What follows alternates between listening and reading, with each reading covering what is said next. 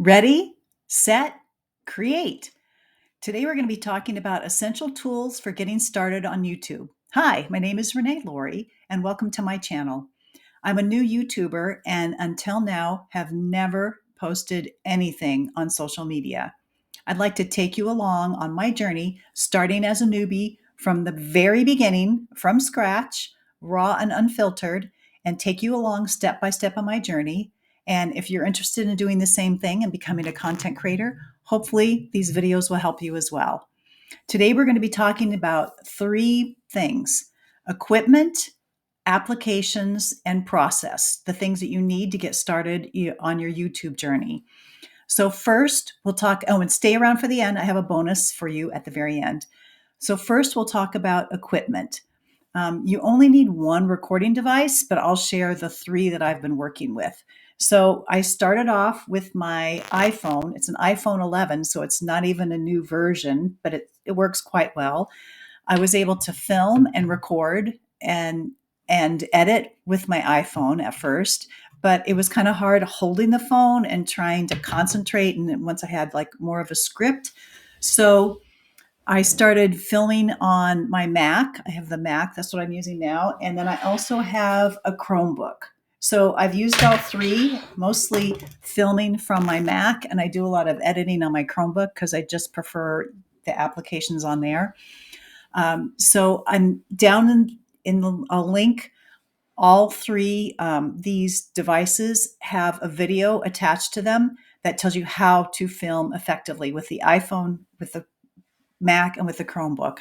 The other thing I happen to have, you don't need it, but I just happen to have, is I have this microphone and a light, which we used during the pandemic doing remote learning. I'm a retired special education teacher and reading specialist. So, of course, we were teaching remotely. And I found it was really helpful for my students, but you don't need that. The sound quality was fine when I did it just with my iPhone and with my Mac or with my Chromebook. The other thing I use is a notebook, keeping track of all my notes and ideas.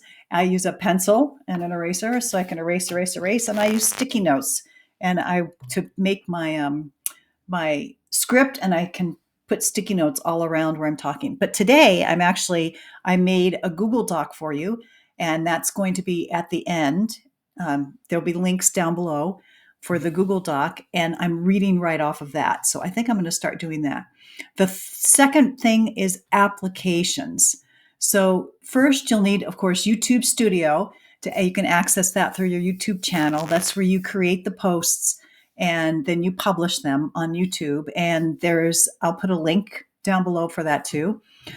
For recording and editing, people have used CapCut and they're really enjoying that. I just started playing around with it, not so much for recording, but for editing.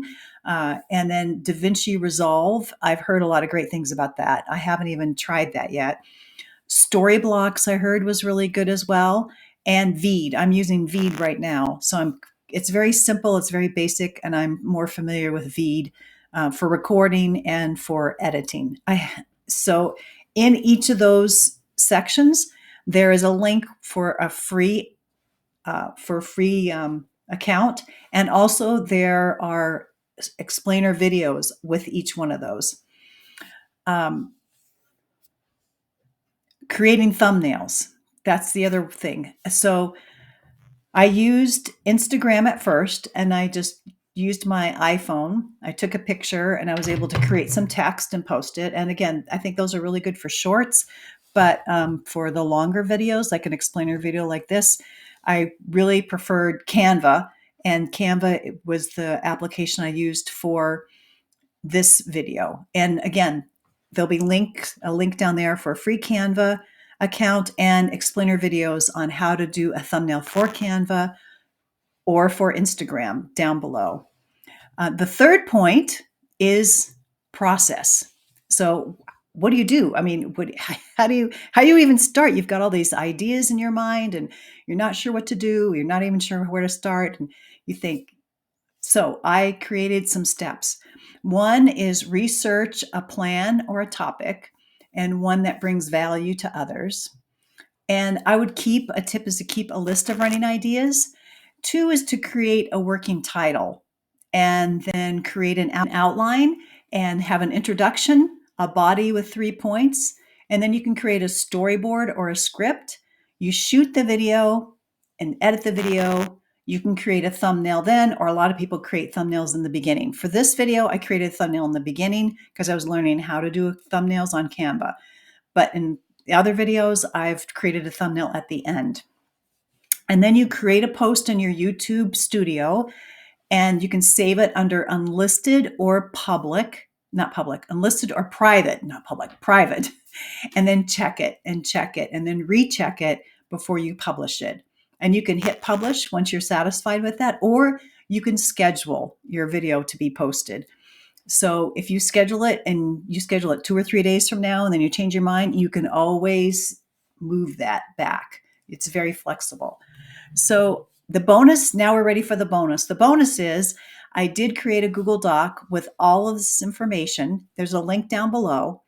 And the extra bonus is I just published a book on Amazon called Video Visionary, and it contains 5 templates, 10 sets of 5 templates.